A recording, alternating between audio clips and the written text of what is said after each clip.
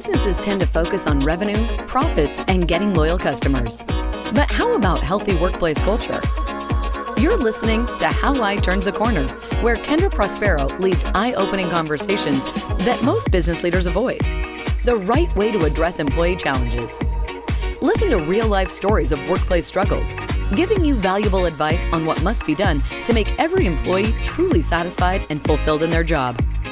This is for leaders who want to create great company cultures and for employees who want to do something to put an end to suffering at work in the most practical ways possible. Here's your host, Kendra. Today's guest is not only a serial and seasoned corporate executive, but also he recently took over as the CEO of RoseRyan, a financial accounting advisory firm based in Silicon Valley. But he is also a mentor to dozens of people. RoseRyan, his company, has grown a lot over the years. And as much as I want to spend our time kind of talking about what they do, because we can all benefit from having a little bit more financial acumen, I really want to spend our time today with Dave Roberson talking about how he has mentored people over the years and what he has seen. And what are some of those pitfalls he's seen with founders and entrepreneurs as they've started their businesses and how they've grown and become better. So Dave Roberson, welcome to How I Turned the Corner. I want to start off by just thanking you on behalf of all the people that you have helped over the years, and as a fellow mentee and now mentor, for the time that you have given to the people that you've supported. It's a huge gift you've given all of us. So thank you. Oh, Kendra, thank you. It's a pleasure to join you today. And people sometimes ask me, what's in it for you with mentoring? And I find I get as much or more as the mentees because I learn from each of them. That's, I think, one of the secrets to me of enjoying being a mentor is being open-minded to what you can learn coming the other direction. And I probably learned more than I've shared in some ways. So yeah, I think this is a topic I have a lot of passion about. So yeah, looking forward to the conversation. Well, thank you so much. So I would love to start off. Tell us a little bit about you and the trajectory of your career. And now, what are you doing with RoseRyan? Sure. So I spent a long time in one company. I was with Hitachi Data Systems for more than 20 years. And I was really fortunate there. I had 3 careers in one company. I started as a lawyer, shifted to finance, and then shifted to running the company, kind of a third in my time there. And, one of the reasons was I was given a chance and given guidance along the way to take on roles that I really wasn't all that qualified for as such. The first one I was, but, I didn't have any financial training when I became a finance exec for that company. And I'd never been a general manager when I, became the COO of that company. And so that's one of the things I've always realized is, I need to pay it forward because of all the chances I was given early in my career. I left there, went to HP and ran storage for them for about 4 or 5 years. And then just kind of got tired of the corporate game. And I'd been at it for a long time. I'd traveled heavily and I just wanted a little different way of working. So I decided, I'll shift to doing advising. And I had already been serving on board, so continued with that pastime. Stepped up my mentoring then because I actually had time to do it. And that's kind of where I built most of what I've done since. And enjoyed that for 6, 7, 8 years, and then felt a little bit of an itch come back, like, maybe I can do something in a work environment. So I went to RoseRyan to consult, to be one of their consultants. And within 12 months, I ended up being the CEO. That was never my intention. But Kathy, the owner and founder, and I thought that was the best use of my talent. And she stayed as the chair, and we really work like 2 in a box. So we share every decision. So that's been really good because I've never shared authority like that before. So that was another big learning for me is, I don't have to have all the answers. In fact, she had many answers I didn't even know the questions to. So again, I learned a lot. And then recently we sold our company to ZRG Partners to kind of go on to the next chapter now on a bigger platform. We were looking for how to grow the business, and we wanted a bigger platform than just RoseRyan. So we were going to build one, and then ZRG came along and said, hey, join our platform. We've already built one. You can grow with us. And so that's how we ended up there. So, congratulations. That's great. Thank you. Yeah, that happened about 90 days ago. So we're still in the early stages of it, but very pleased with what happened there. And a lot of it had to do with culture. And we maybe come back to that later if you want to talk about that. Yeah, no, I'd love to talk about it now, because I mean, looking at your website and looking at the years of the longevity of employees and how people talk about it, like talk a little bit about how you and the founder have created that culture. Well, she created it. I won't take credit for the creation of it. And they had a pivot a little over 10 years ago. And Kathy realized that she really needed a strong culture to take the company to the next level. So she invested several years of time, a lot of people time and input and listening and so on to build a really strong culture. And it's funny, she and I were just talking about it this morning. And our culture, in essence, has created a lot of the value of the company today, because we're consultants, right? We can go from one client to the next. Clients can hire us or somebody else. But what sets us apart, we think, is the way we work together and the way we support each other and are accountable to each other, which you don't always find in professional services firms. Yeah. And some of our competition is kind of every consultant is out there on their own, making their own way. And we don't think that's the best way. We think it's better to have a team collaborative approach with accountability and still striving for delighting the client every day. And so I think Kathy built the let's work as a team. I probably shifted the culture a little bit more to how are we going to grow the business? And so I come from, growth is everything. You have to grow or you're going backwards, both personally and in the business, right? I look at it both sides. And so I brought more of that, how do we grow, and more of a metric-driven culture. Okay, every week I meet on every key metric in my business because I want to know how we're doing every week. And that discipline, we're all accountants, we know the numbers, but it was a little different way of looking at where we were going and where we were. And then I communicate that very broadly with the organization. So every employee knows once a month how we're doing. How did we do last month? How much revenue? How's our pipeline? What new clients did we sign up? So I'm a deep believer in transparency as part of that getting to that next level. Mm-hmm. So Kathy built it, established it, and then I just put my tweak on it, if you will, to add a kind of a growth element and a more of a metric-driven element, which sometimes people, well, that's not personal. Well, it's not personal in one sense, but it's very personal in another sense, because we all have an impact on what we're looking at, right? On the metrics.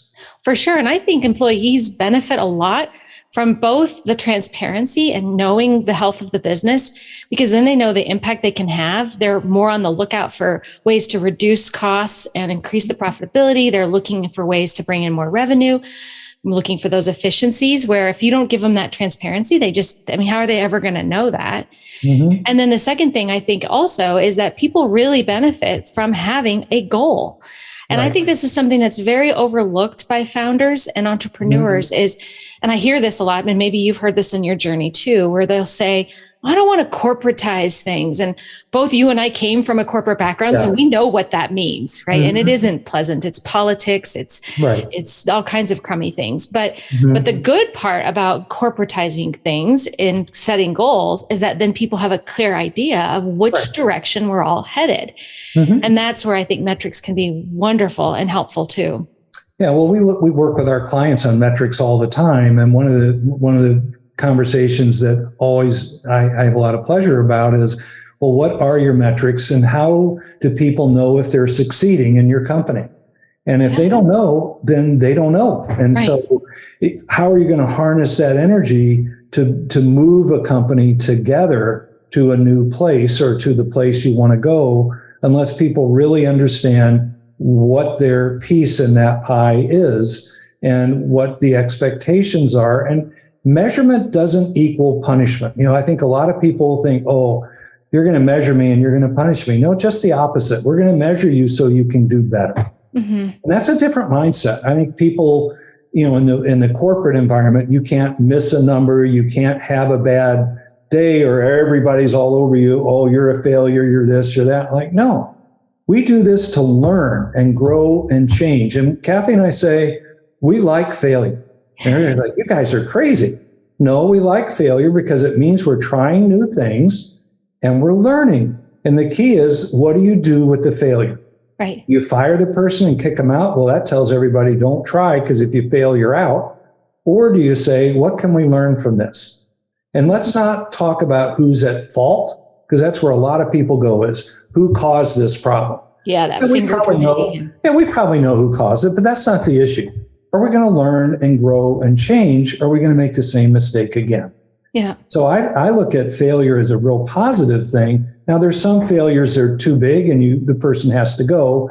Fraud, dishonesty, those things, that's not the kind of failure I'm talking about. But let's say we take on a new business challenge. Everybody's aligned. Let's go do it. And we don't reach the number. That's a failure in some way, but why didn't we reach the number? What did we learn? How are we going to do it differently now? And so we're applying learnings to our business today for our failures roughly 12, 18 months ago. Yeah, that's awesome. We're not going to get it right this time either, but we'll be more right than we would have been had we not learned, right? Mm-hmm. And so we're going to learn some new things. And, it's a virtuous cycle is how I look at it.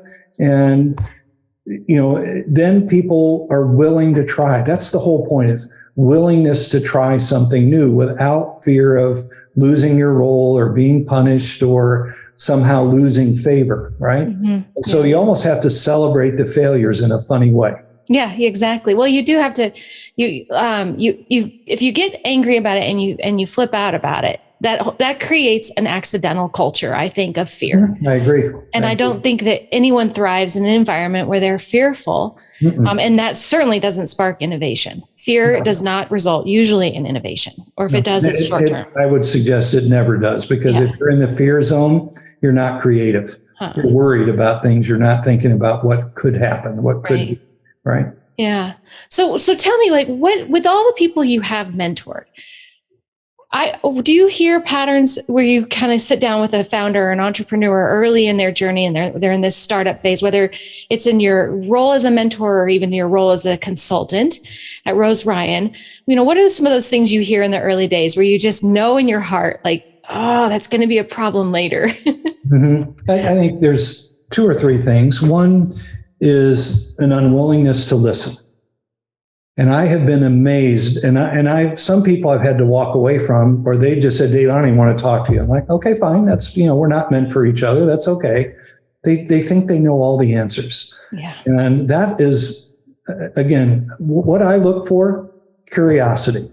Curiosity to me implies humility, because someone that's curious knows they don't know everything, right? And so that combination is very powerful, but somebody that's either not curious or afraid of being wrong, it's very dangerous for a CEO, because then you're limiting the company to that person's knowledge and understanding. And I used to talk about the DNA mix. I don't know if that's the right terminology anymore, but a mixture of people, thoughts, ideas, background.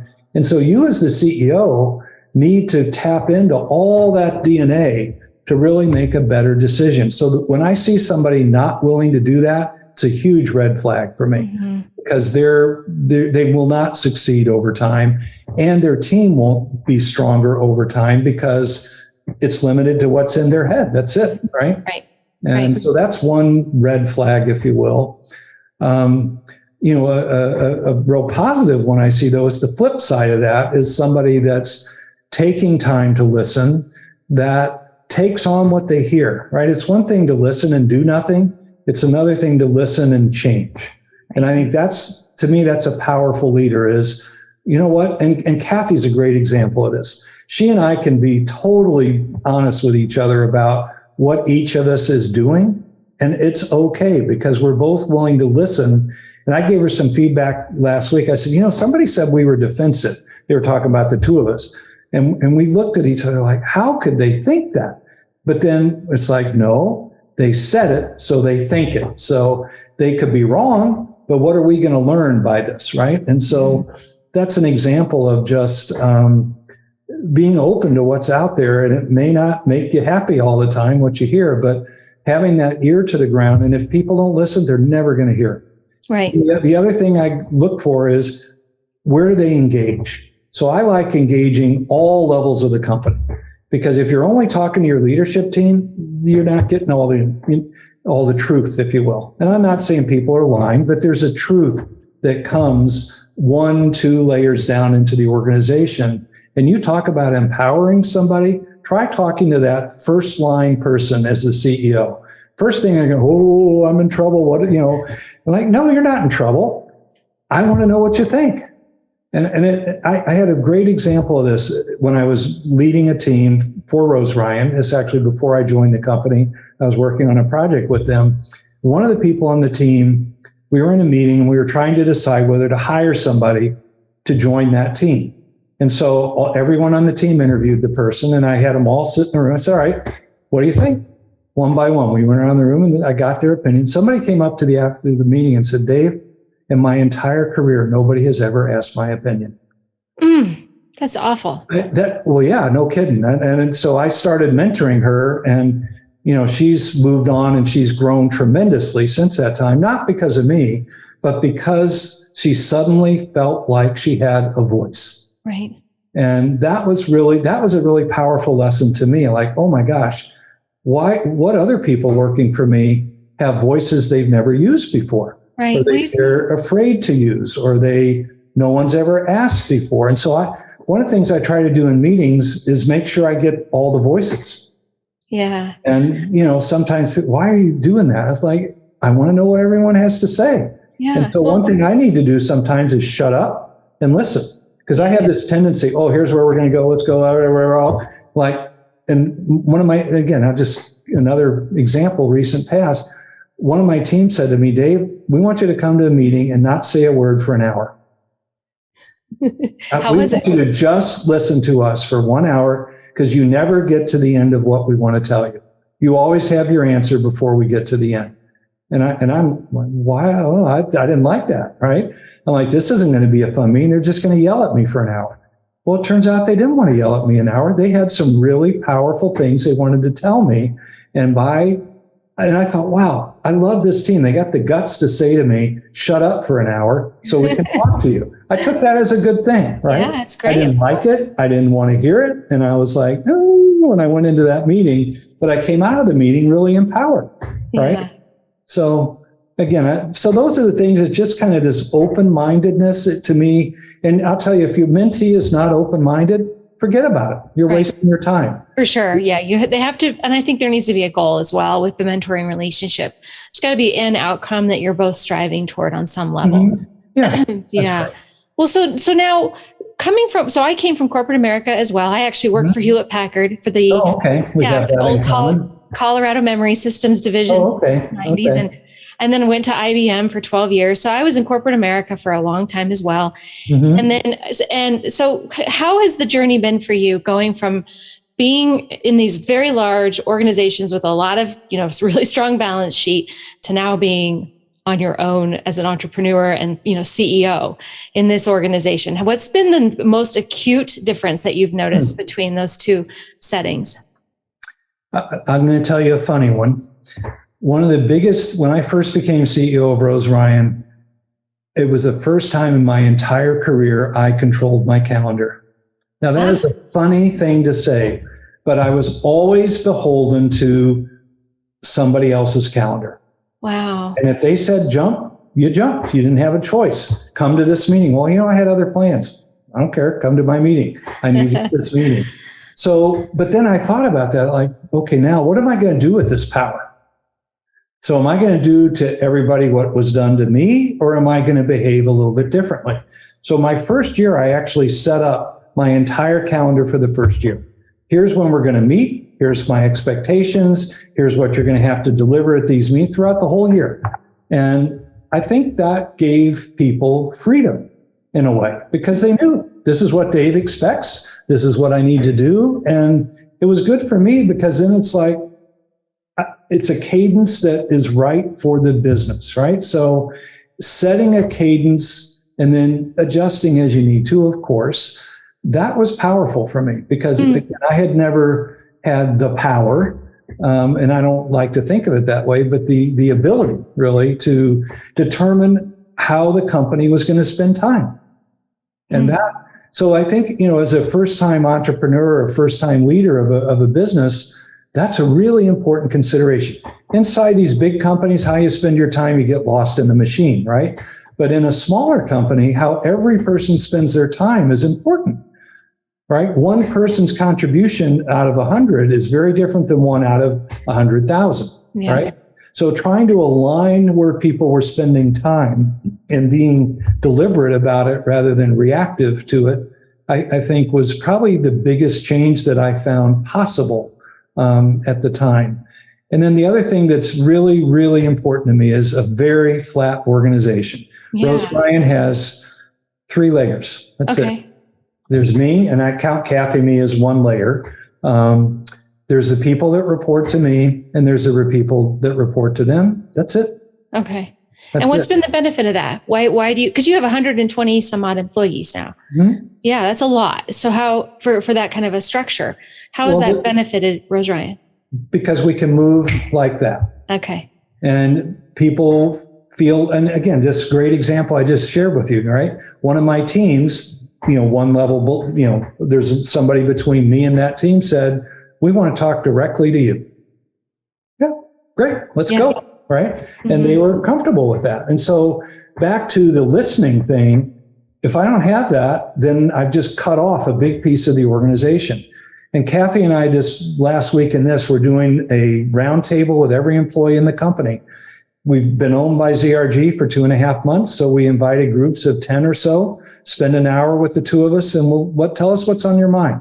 We don't have an agenda. We want to know what's on your mind. We've had some fantastic conversations with folks that are telling us what their concerns are, right? With ZRG being the owner rather than Kathy being the owner. Yeah. And that's a big change. Yeah. And we did that right after, like the week after we did the same thing with all the folks. We said, you know what, let's do it again. Let's see where they are now. It's 90 days later. So, and at the end of every meeting, what I say to them is, look, we just made ourselves available to you. And I hope you understand anytime. And I mean, anytime, email, text, call, we're here. And are people taking you up on it? Yeah. I mean, I think they already were, but we're just trying to reinforce that message. And so that's probably one of the other biggest pleasures for me is I can know everybody that works for me. Yeah, that is really great. You can know 100 people. You can't know. And when I was at HP, I had, depending on how you count, either 2,000 or 6,000 people working for me, depending on what part of the organization you looked at. I didn't know, 10% of the people. Right. I'd show up, I'd talk to them, I'd do all these meetings and stuff, but to know them, not so much.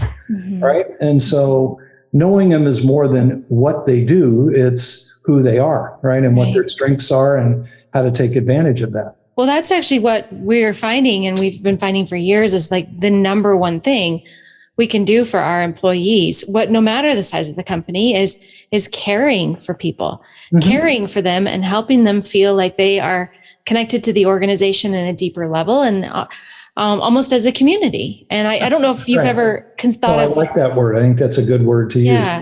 Yeah. Because I've never thought of business as community until recently. But when people say it's like, a family, I'm always like, kind of, but not really. But it is a community. And a little bit like a family, but I think community is a better word. Yeah. So what do you find is, what are some of the things you're finding as you're going through these discussions that people need to be happy in their jobs? So I think one of the things in any acquisition we're finding is what's coming. Like, where's the other shoe, right? So you keep saying everything's fine and da-da-da, but Dave, we've heard that from other people like you before, and it hasn't been true. And so I've had to explain what we did to make sure it was true and explain it. Well, you know what? We were kind of with you, and this goes back to the culture thing, right? We wanted to make sure that ZRG would treat us in the way we treat you, right? And they have a motto, which I think is awesome: do no harm. When they buy a company, do no harm. And I told Larry, their CEO, a couple of weeks ago, I said, Larry, you need to add another piece to that, and we'll help where we can. Do no harm is kind of like a negative to me, like we won't do anything bad, but you've done a lot of good things too. So I'd add two things to that, or one thing is, we'll help when we can. So I think the other thing that we've really found is there's just a lot of, what's the word? Uncertainty is not the word I'm working on. It's more volatility in people's employment these days. Right. And we don't count on somebody working for us until they show up. And we've had people accept offers and just never come, right? Which is kind of scary. Or we've had people start and leave 3-4 weeks later. So that kind of volatility, I don't think we could impact it by our culture in that short a period of time.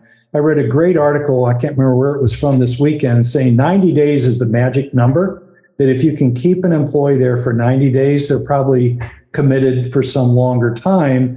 But what you do in those 90 days is really critical. So I'm going to look at that for RoseRyan and, do we need to do some things differently during that first 90 days so people feel welcomed, heard, and what they really want is the chance to make a contribution. Well, and trained properly. I think a lot of organizations, including big organizations, matter of fact, IBM was the worst for this for me. We neglect the importance of an onboarding program and not orientation. We mix orientation up. Well, that's two very different things. Very different things. Yeah. But I joined IBM. They heavily recruited me. And then I showed up on day one and they'd forgotten I was coming.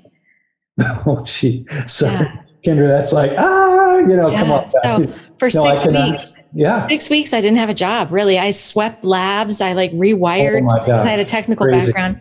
Yeah. So I was like, is this really what you want to be, what you're paying me money for? And so, so onboarding, an official onboarding program makes a big difference. I mean, this is a lot of the work we do is helping put that together with organizations because it doesn't need to be super complicated. It can really be like taking a great job description and just checking off the things that are on that job description to make sure people really know what they're doing. But the worst thing is when we don't teach them that stuff and then they feel like really like they're not capable of doing the job or they're not interested in doing the job.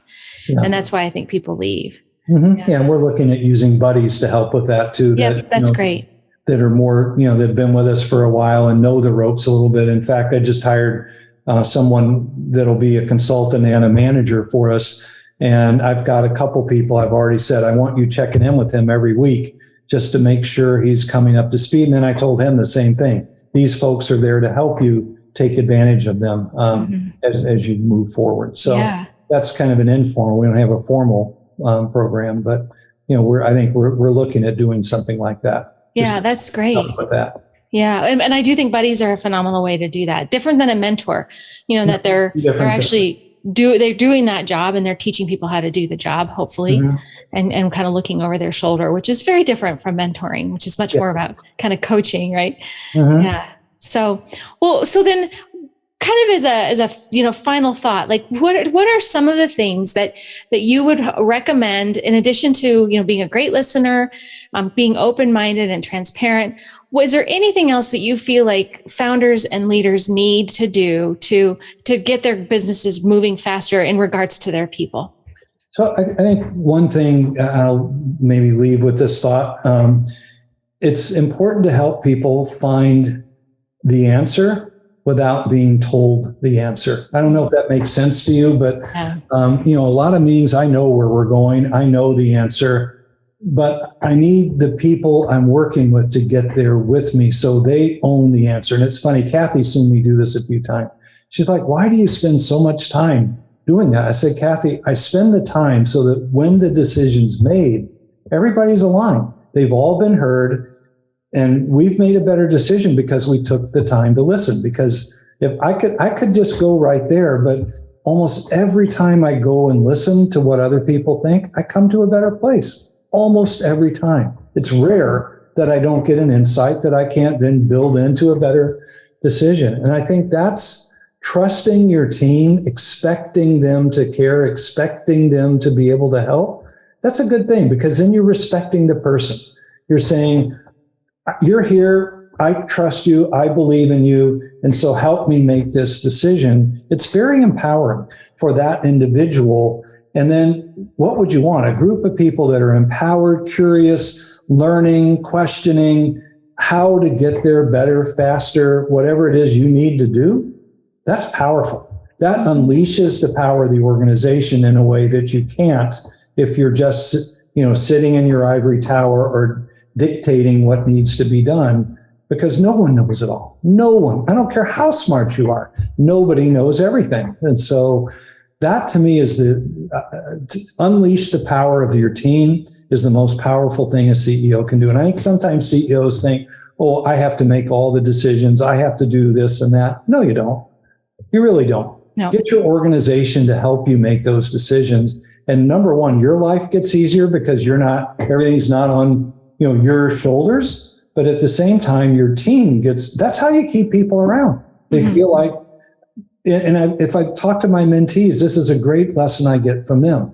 When they want to leave somewhere, and I do a lot of coaching with kind of transition one company to the next, it's because they're not appreciated. It's because people aren't listening to them. It's never the pay, and that's, I think there's lots of studies that say that. So you can strengthen the organization, get loyalty, get, the things you want in this kind of simple way, right? Which is listen and then act on what you hear, right? Mm-hmm. If I could sum it up in 2 simple sentences or a few words, listen and act on what you hear, and you'll be in much, much better place as a result.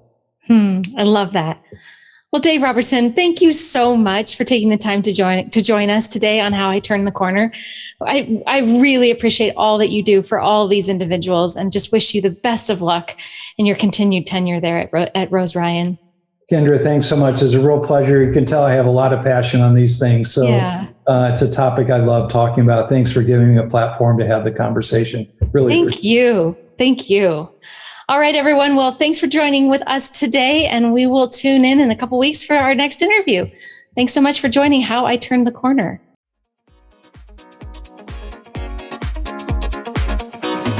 Thank you for joining this exciting episode. We hope this discussion brings you closer to a better, healthier, and more rewarding workplace everyone deserves to be a part of. If you want more content like this, be sure to subscribe to the podcast at turningthecornerllc.com/podcast. Don't forget to share this with your friends in the corporate world. And together, let's make this space a hub of growth and job satisfaction. If everyone loves where they are, they can always give their best without regrets. That's all for now. See you on the next one.